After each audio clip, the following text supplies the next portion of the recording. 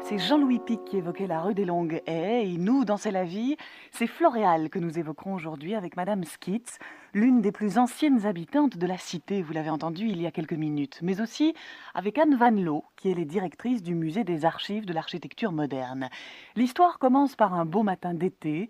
Geneviève Thiriard a garé sa voiture sous les cerisiers du Japon de l'avenue des Archiducs et, enregistreur à l'épaule, elle gravit ensuite un petit chemin bordé de haies, le long duquel s'alignent de petites maisons toutes semblables, aux volets jaunes et noirs. C'est au numéro 75 que Geneviève s'arrête, entre dans le jardinet et sonne à la porte. Madame Skitz habite cette maison de la cité Floréal depuis 1926. Elle arrivait d'Anvers à l'époque avec ses parents, mais à ce moment-là, la cité Jardin n'était pas accessible à tout le monde. Ben, écoutez, en ce temps-là, il fallait quand même montrer qu'on était du Parti socialiste, quoi. C'est ça. C'était d'une coopérative, ça a été créé par Wilmet, qui était un conseiller communal socialiste d'Ixelles. Et mon père connaissait des gens, et c'est comme ça qu'il a eu la maison. Il est arrivé avec 4 enfants, et on a eu une grande maison. Parce qu'ici, ce sont des petites maisons. On a une grande maison, et puis pour nous, quand on est arrivé là, c'était vraiment le paradis pour nous, Floréal. On venait d'une ville, et on arrive ici, c'était vraiment la campagne en ce temps-là. Il n'y avait que des maisons. Il y avait un seul grand bâtiment, on appelait même ça le gratte-ciel, le fer à cheval. Quand on est arrivé, il y avait des briqueteries, parce que Floréal a été construite avec des briques qui ont été fabriquées dans les champs ici. Lorsque nous habitions rue d'Espiré, le fond du jardin, il y avait un espèce de petit sentier, et puis il y avait des briqueteries. Donc Floréal a été construite avec des briques, avec la terre de... C'est très argileux ici, hein, avec la terre argileuse de Floréal. Les maisons étaient déjà telles qu'elles sont maintenant ou on a encore construit d'autres logements par la suite? Oh, oui, quand moi je suis arrivée, il n'y avait que les maisons. Et alors ils ont commencé, ça sont les plus anciennes. Alors il y a eu les maisons de la rue d'Espiré que mes parents ont habité. Ces maisons étaient construites, on est arrivé en 26, je pense que ces maisons-là ont été terminées en 24.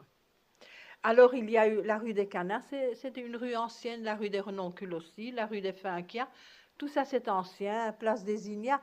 Mais alors on a commencé après la guerre à construire les appartements. Ça à partir de 1950. Sinon où il y a les appartements que vous voyez là, tout ça c'était des champs. Près de la place Pinois? Oh oui, en la place Pinois, il y a un endroit qui s'appelle Avenue Près des Agneaux. Eh bien là, au lieu de maison, de Floréal, c'était un pré avec des moutons. Quand on allait faire nos courses dans le bas de Floréal, à ce moment-là, il y avait une petite librairie, et je crois qu'il y avait 2 petites épiceries, c'est tout. Et à l'avenue, ici, il y avait le café des Archiducs, et le fer à cheval, ça existait. Le café du fer à cheval, où la Ligue socialiste donnait ses réunions, au café des Archiducs aussi. Alors il y avait une épicerie, et encore un petit café, mais enfin, pas grand-chose, quoi. C'était vraiment, c'était le bled ici, hein. Il n'y avait pas de voiture, hein. Il y avait un monsieur qui habitait rue des Canards, qui avait une voiture. C'était le seul habitant de Floréal qui avait une voiture, une forte. Quand vous êtes arrivé ici en 1926, est-ce qu'il y avait déjà ce qu'on appelle le confort moderne, salle de bain, chauffage, tout ça? Non, il n'y avait que le AEC anglais, qui était le summum du modernisme, à tel point que mes sœurs et mon frère, on s'est amusés toute la journée à tirer la chasse, on avait déglingué au bout d'une journée. Et alors, chacun avait aussi son lopin de terre. En arrivant ici, tout le monde, et des poules et des lapins, c'est tout. Et nous autres, nous avons dû attendre 15 jours pour installer l'électricité, parce que le précédent locataire s'éclairait à la lampe à pétrole, et il n'y avait pas de gaz non plus, il avait un poêle, il se chauffait au charbon, il s'éclairait avec une lampe à pétrole. C'était vraiment l'Antiquité, quoi. Mais il y avait un WC anglais. Et dans cette maison-ci de l'avenue des Archiducs, il y avait une salle de bain quand vous êtes arrivé avec votre mari? Rien du tout, rien du tout. La maison était comme le confort qui existe, nous l'avons mis. Donc la salle de bain et le chauffage? Ah non, le chauffage, ça, il y a des cheminées. Non, on n'a pas de chauffage central, hein, on a des convecteurs, c'est tout. Mais au départ, quand le logis Floréal a été construit, c'était dans un but de pouvoir mettre à la disposition des habitants des habitations à bon marché. Ah oui, Donc, il ne fallait quand même pas gagner un salaire non. extraordinaire et remplir certaines conditions Il fallait financières aussi. remplir certains, encore maintenant. Hein. Par exemple, moi, je suis j'ai une pension de mon mari. Moi, je ne paye pas beaucoup de loyer, mais par contre, les gens qui ont de plus grosses pensions, de plus gros salaires, on paye d'après ses revenus. Mais ça n'a pas toujours été comme ça. Hein. Ça, c'est depuis la loi de 1960. Hein. Mais avant, tout le monde payait pareil. Mais il fallait évidemment, ceux qui avaient des enfants entraient beaucoup plus facilement. Et puis alors, on devenait coopérateur. Et maintenant, ici à Floréal, ce sont les enfants de coopérateurs qui ont la priorité. Pour pouvoir retrouver un logement ici. Retrouver un logement. C'est aux enfants de coopérateurs qu'on donne la priorité. Mais alors, quand on est coopérateur, il y a aussi une certaine vie conviviale. Il faut se soumettre à certaines règles. Ah, oui, évidemment, ça c'est certain. Il y a les statuts. Hein. Par exemple, le dimanche, je ne sais pas maintenant si c'est encore observé, mais le dimanche, on ne pouvait pas pendre son linge dehors. Parce qu'ils voulaient que Floréal reste quand même, hein, pour les promeneurs qui venaient, ils voulaient que ça reste bien, quoi. Alors, on ne peut pas peindre soi-même, hein. On doit peindre, même les propriétaires, ils doivent respecter les couleurs de Floréal. C'est-à-dire des châssis verts et noirs et pas une autre Vert couleur. et noir pour le logis et jaune et noir pour Floréal. Et alors les nouveaux appartements, là c'est peint en blanc. Même chose pour la façade. Ah, pour la façade aussi, mais c'est du crépi, hein, ça on ne refait pas. Mais alors, il y a aussi une quote-part, je crois, des coopérateurs en ce qui concerne l'aménagement et l'entretien des jardins, parce qu'il y a des jardins tout partout ici. C'est-à-dire qu'on paye des charges locatives pour les jardins. Dernièrement, ils ont remis des toits. Hein? Les toits coûtent plus cher maintenant que les maisons ont coûté, les maisons elles-mêmes. Hein? Parce que moi, ma voisine m'a raconté que sa maison lui avait pas coûté 30 000 francs. Elle remboursait à l'époque, je crois, 180 ou 120 francs par mois. Et son mari est malheureusement décédé en 42. Elle devait encore payer quelques années. Alors, avec l'assurance, la maison lui revenait. Mais maintenant, les maisons se vendent cher ici. Hein? Il y a une maison qui s'est vendue 4 400 000. Donc, c'est pas... Et une maison plus loin qui a été vendue 5 250 000. Mais cette maison-là, c'était avec tout le confort et c'était un petit bijou. Hein. Et c'est une grande. Mais non, comme ceci. Mais la dame avait fait des aménagements à l'intérieur. Elle avait complètement changé la maison. Hein. Donc, à l'intérieur, on peut faire ce qu'on veut. Faire ce qu'on veut, mais il faut quand même demander la permission. Hein. Comme au jardin, on ne peut pas ajouter de véranda. On ne peut pas mettre n'importe quelle baraque dans son jardin. Ça doit être une petite maisonnette en bois. On ne peut pas mettre comme dans certains endroits, de la tôle ondulée. De la tôle ondulée. Tout ça, c'est interdit. Donc le cachet reste quand même très authentique. Oui, très, très, très authentique. Ah, oui, parce que Floréal, il faut dire que c'est un petit bijou. Hein, parce qu'il y a évidemment énormément de plantations. Évidemment, il y a toute une équipe de jardiniers pour ça. Il y a énormément de verdure ici. C'est un petit oasis. Quoi.